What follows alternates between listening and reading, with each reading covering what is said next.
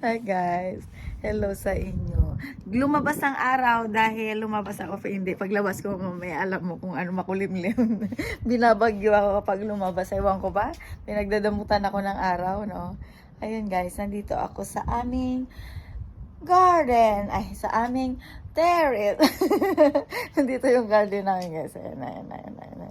Ayun, lanta na yung aming bulaklak. Nasad ako.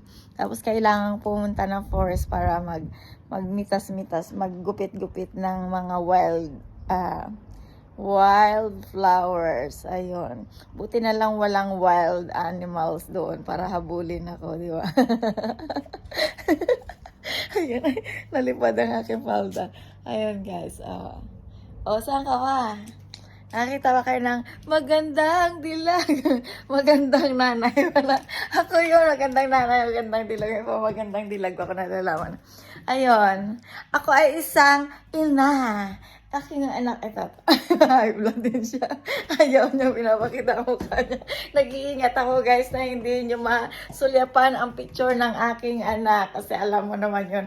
Ayaw niyang isama ang sarili niya sa aking pagbablog. At ako nga guys ay nagluluto ng chicken with pineapple and lalagyan ko siya ng extra, mag-experiment ako with mushroom. Sana hindi masira ang taste ng aking chicken.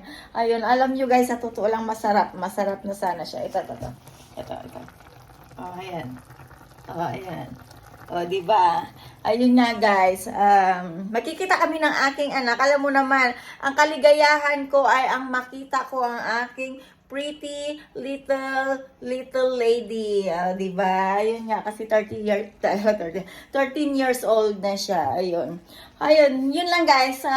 Nag-update lang ako ng aking talambuhay ngayon kung ano ang aking itsura. Ayun nga ang aking itsura. Pasensya na kayo sa kitchen namin, antique na kitchen namin. Pag ako yung maman, kikintab.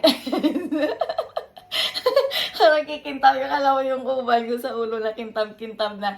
Ayun, bye sa inyo. Have a nice day. Bye-bye.